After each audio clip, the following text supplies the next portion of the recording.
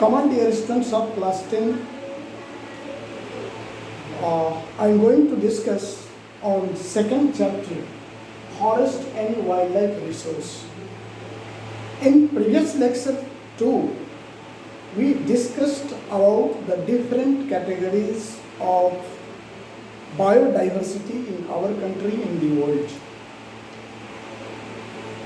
This categorization of wildlife and forest were based on the existence of different living beings on earth.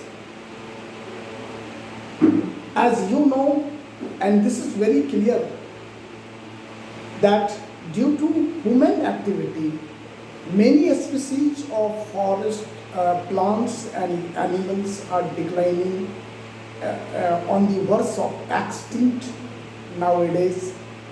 Here, we will try to find out the answer of this question कि ये जो दिनानुदिन forest का या animals species decline कर रहा है, ये एक्सटिंक्शन के कगार पे पहुंचा है, इसके कारण क्या है।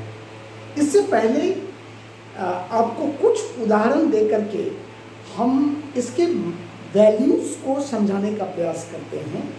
चलिए एक दो उदाहरण हम डिफरेंट स्पीसीज का लेते हैं और इस उदाहरण के थ्रू हम ये समझने का प्रयास करेंगे कि ये कितनी बड़ी समस्या है। सबसे पहला उदाहरण हम आपको चीता का देते हैं। ये एक मैजेस्टिक एनिमल है, बहुत ही प्रकृति या ईश्वर का बनाया हुआ बहुत ही नायाब जीव जो कैट फैमिली को बिलोंग करता है। ये चीता आपको एक 112 किलोमीटर पर आवर के स्पीड से दौड़ता है। अपने प्रे को पकड़ने के लिए ये बड़े से बड़े वृक्षों पर बड़ी आसानी से चढ़ सकता है, देखने में उतना ही खूबसूरत जीव, और ये एकदम एक्सटिंक्शन के कगार पे पहुंचा हुआ है। हालांकि जो इंडियन चीता, एशियाटिक चीता है, वो तो एक्सटिंक्ट भी हो गया है। तो ऐसे नायाब जीव जिसको प्रकृति ने बड़े ही प्लान्ड वे में विकसित किया है, वो एक्सटिंक्ट हो गया। आप समझिए। एक उदाहरण आपको और प्लांट किंगडम से देते हैं। Himalayan you, this is a very important plant found in Himachal Pradesh and Arunachal Pradesh in Himalayan area. ये यू इससे एक तरह का केमिकल एक्सट्रैक्ट किया जाता है, इसके जड़ से, इसके पत्तियों से, इसके ट्विग से, और इस केमिकल से आपको कैंसर का सबसे इफेक्टिव मेडिसिन बनता है। आप समझिए कि हिमालयन यू कितना महत्वपूर्ण है, जो कैंसर जैसी लाइलाज बीमारी के लिए जो मेडिसिन उपलब्ध है वो हिमालयन यू से बनता है। और वो प्लांट अब लगभग एक्सटिंक्शन के वर्ष पे पहुंचने वाला है। इसकी उपलब्धता बहुत कम गई है उस एरिया में जहां ये पाया जाता था, कारण over exploitation. So here I gave you two examples to prove the fact that this extinction or declining the species, different species of the world is a very big problem before us. अब इसमें हम आपको कुछ चर्चाएं करेंगे कि इसके कारण क्या है, क्या कारण रहा जो इस तरह के जीव समाप्त हो रहे हैं। इसका कारण ह्यूमन एक्टिविटी है। चलिए हम हिस्टोरिकल टाइम से इसको समझने का प्रयास करेंगे। कॉलोनियल पीरियड आपको याद होगा, करीब 2 से 250 वर्षों तक जो अंग्रेजों का शासन डायरेक्ट और इनडायरेक्ट रूप में भारत पर रहा, उसमें अंग्रेजों के द्वारा ओवर एक्सप्लॉइट किया गया यहाँ के रिसोर्स का। और ये कॉलोनियल पीरियड जो है, उस समय में at the time of colonial period for the development of railways, agriculture, commercial and scientific forestry, mining activities, all these factors in colonial period are a big factors or responsible factor for the declining of what animals and plant species in India, खास करके forest area, क्योंकि forest area का वो जो समाप्त हो रहा है वो सबसे बड़ा कारण है जीव जंतु और बायोडाइवर्सिटी के समाप्त होने का। फॉरेस्ट ही सबका हैबिटेट है और उस हैबिटेट को हम जब छीन लेते हैं तो जीव जंतुओं पे इसका नेगेटिव इम्पैक्ट पड़ता है और उसकी उसका जो एग्जिस्टेंस है वो खतरे में पड़ जाता है। आपको एक उदाहरण देकर के समझा रहे हैं कि 1951 से 1980 तक ये सर्वे आपको फॉरेस्ट सर्वे ऑफ इंडिया एक डिपार्टमेंट है, उसके अनुसार 26,200 किलोमीटर जो फॉरेस्ट एरिया था उसको एग्रीकल्चरल लैंड में कन्वर्ट कर दिया गया।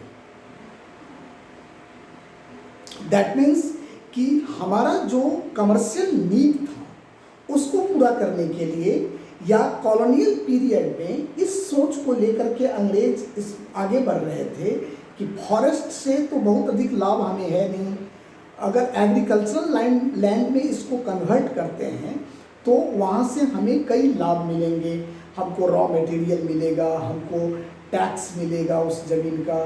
तो इस तरह से उससे कमाने के उद्देश्य से, उसको एक्सप्लॉइट करने के उद्देश्य से फॉरेस्ट को एग्रीकल्चरल लैंड में कन्वर्ट किया गया। ये एक बहुत बड़ा फैक्टर हुआ। ये आपको इसके थ्रू आप समझ सकते हैं कि किस तरह से फॉरेस्ट को समाप्त किया गया, डिफॉरेस्टेशन किया गया। तो are colonial forest policy to be blamed? This is a question before us कि क्या कॉलोनियल पीरियड में जो फॉरेस्ट पॉलिसीज थे वो कारण बना फॉरेस्ट के डिफॉरेस्टेशन का? तो इसका आंसर है यस।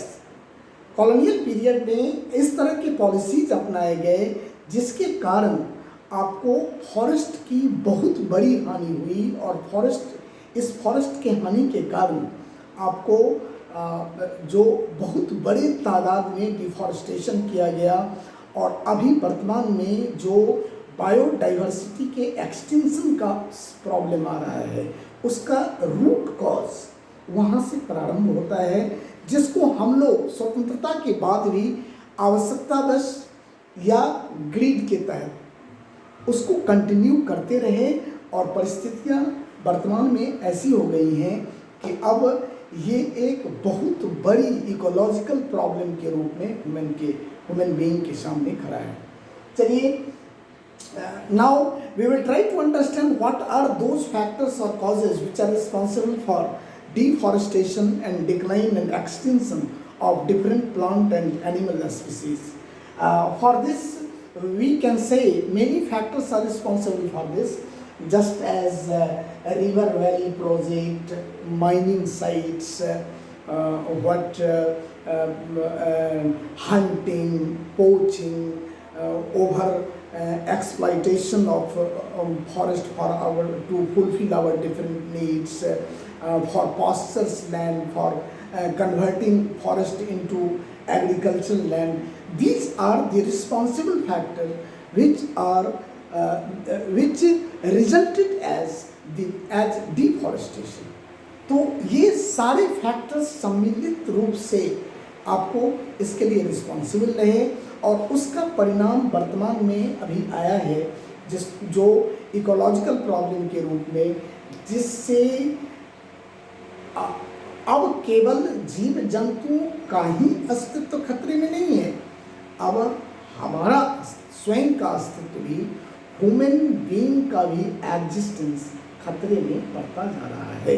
इस बात को याद रखना होगा और तत्काल प्रयास से अगर इस चीज़ को नहीं रोका गया, इसको सुधारने का प्रयास नहीं किया गया, तो ये एक बहुत बड़ी समस्या के रूप में आने वाली है। और तब जब हम इसके लिए इफेक्टिव स्टेप भी उठाएंगे तो तब तक इतनी लेट हो चुकी होगी कि कुछ बहुत पॉजिटिव रिजल्ट उसके बाद हम लेकर के नहीं आ पाएंगे।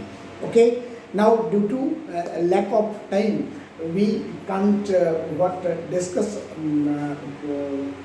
on this in so many points. So I'm going to stop this discussion here.